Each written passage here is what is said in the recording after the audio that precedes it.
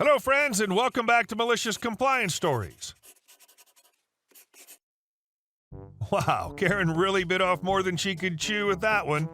It's amazing how the office rallied around Opie's girlfriend and turned the tables on her. But before we begin, best way to support our channel is to leave comments, like, and subscribe with the turned-on bell so you don't miss the new video every single day.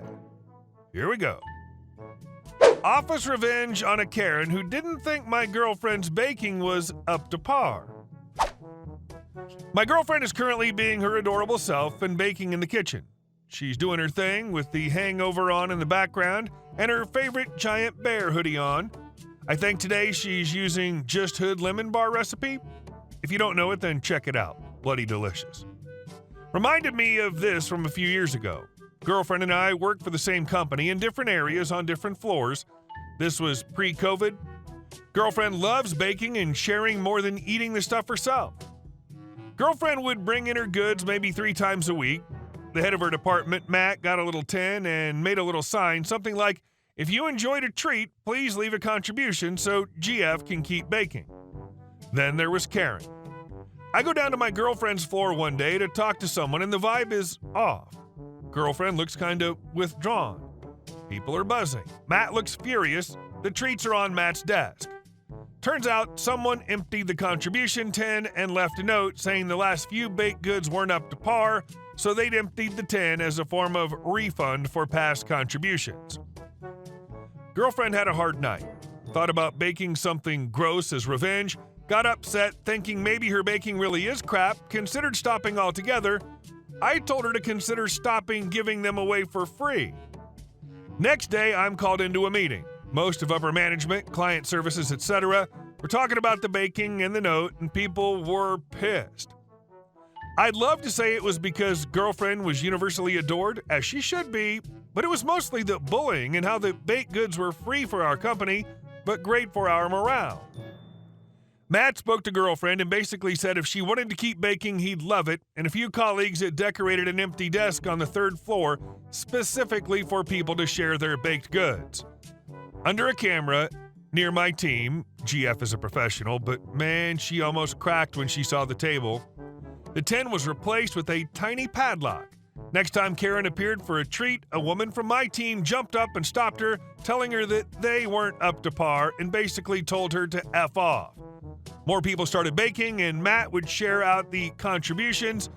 A picture of the table full of amazing goodies even made it to our website for a while. Karen ended up putting in a complaint about her entire floor.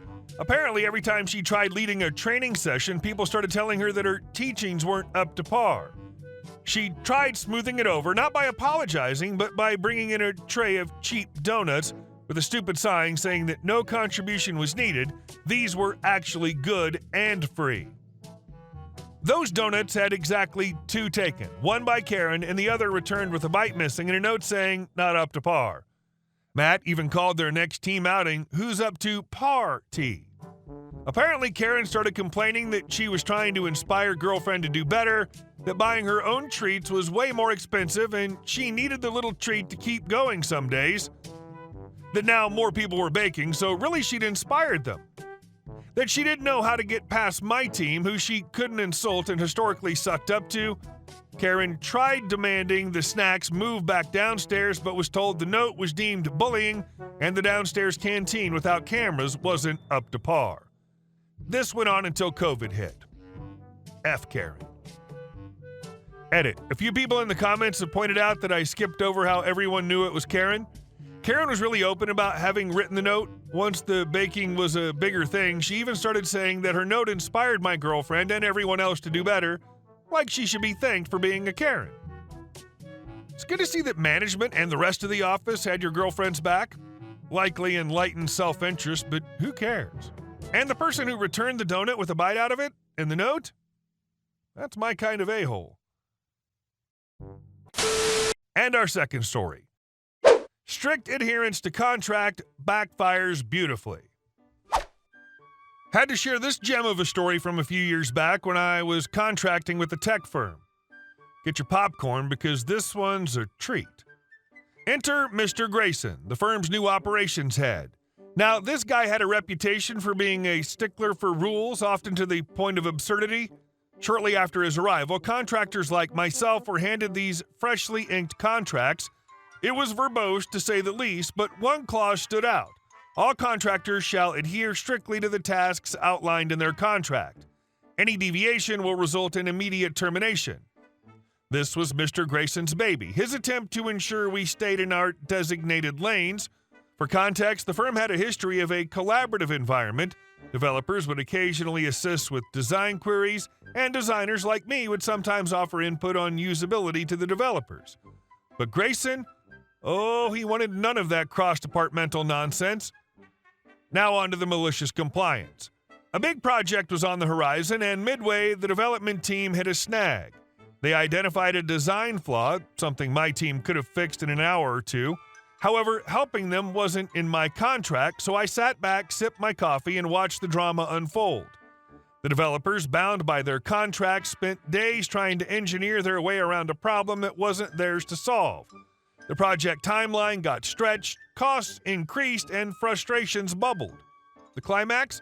A big meeting with higher-ups where Grayson had to explain the delays. When the design flaw was brought up, all eyes turned to me.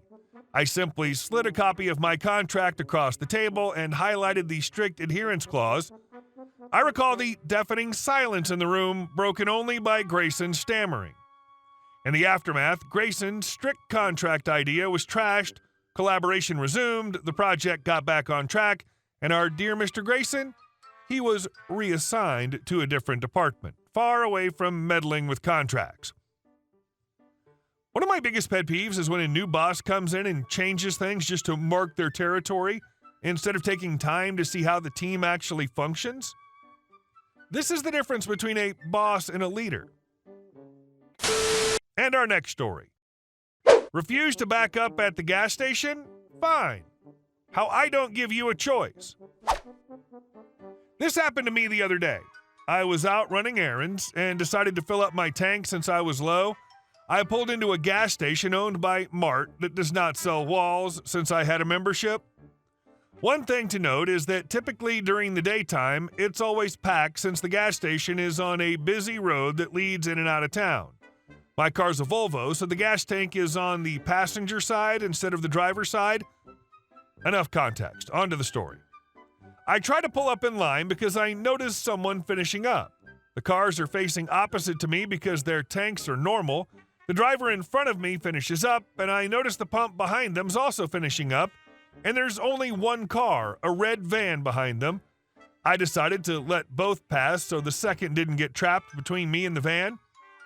Right as the second car was pulling past, the red van decided to pull all the way up, taking the pump I intended on using. I tapped my horn and smiled politely, thinking she hadn't seen me and was wanting me to leave room behind. Little did I know this was our Karen. I didn't think she'd heard me the first time, so I honked my horn again, maybe half a second this time. She glares over her shoulder and starts getting out. I roll my window down and poke my head out to have a short interaction. Me, excuse me, ma'am, can you back up? Karen, dismissive, just go around. Me, I can't, my thing is on the other side. Karen, exacerbated and rude, I don't back up for anyone. Okay then, if that's how you want to play, then fine. I make sure there isn't going to be a line behind her, then pull my car as close as I can towards the pump. This blocks her in while still leaving room behind me for cars to pass. A truck did pull up behind her after a minute or so, but he finished up by the time she had. As Karen gets back into her car, only then did she notice how I'd moved. The truck backed out, leaving her a clear and unobstructed path. She glared daggers at me and sat in her car waiting. At this point, I'd parked and turned off my car. I wasn't under a time constraint, so I could wait this grunt out as long as I needed. After another minute or so, she gets out and approaches my window. I crack it slightly so she can ask me to move. Sorry, ma'am, I don't back up. Then I go back to watching YouTube. She huffs back to her car and slowly backs out, and I get to fill my tank with a smug smile and a story. Edit. To add some clarification, yes, the pumps were all double-sided, and so theoretically I could have pulled into the same direction on the opposite side or backed into a pump instead. However, most gas stations in the area have two inconvenient features. One, hoses are not long enough to reach around standard-sized sedans, and two, there's no set flow of traffic, so basically first come, first serve. I'd also like to factor in the fact that driver's side gas tanks are the majority around here, so almost every car that was there had dominated the flow to be opposite of what I'd need. And again, I could have backed up, except that by the time I line up my car to back in, another car would already pull into the spot I was trying to get into. This is a common problem I face every time, so I decided to wait a pump out instead. Also, I'd like to point out that if she hadn't been so rude, I would have been frustrated, but sucked it up and tried to find another pump. She didn't have to pull all the way through, and she didn't have to be so rude. Well, what do you know? She was, in fact, capable of backing up. You've taught her a brand new skill. If she learns a few more and uses them, maybe someday she can change her name from Karen to Sharon. And our last story. HOA makes changes to house of someone who's not part of HOA while he's out of town. HOA loses big in court. A friend of mine lived in an HOA neighborhood, but because this house had been in the family for generations before the neighborhood was even really there, they weren't part of the HOA. They never had to join. The HOA only formed a few years ago, but apparently didn't realize that my friend, let's call him Bob, hadn't even been told about the HOA. Bob is single and travels a lot, but he comes home one day to find a total of $13,000 in fines for his house being the wrong color, his deck being unapproved, and a bunch of other BS. So Bob outright refuses to even acknowledge the fines. Just as the post office returned to sender, a few months later, he comes home to see that his deck has been demolished and his house repainted. Apparently, the HOA had granted itself the right to correct any violations of interior appearance upon failure to pay the relevant fines. Unlucky for HOA, Bob happens to be a former lawyer. He quit the practice a few years prior to help the family business, but Bob still knows how to lawyer. Bob sues the HOA, and the HOA smugly thinks it's a clear-cut case in their favor. Bob only had to say a few words in his statement, most of which was, "I'm not effing part of the HOA." The HOA ended up admitting liability and had to pay a bunch of fees and ended up disbanding. Hey guys, thank you all for watching the video. I'll see you in the next one.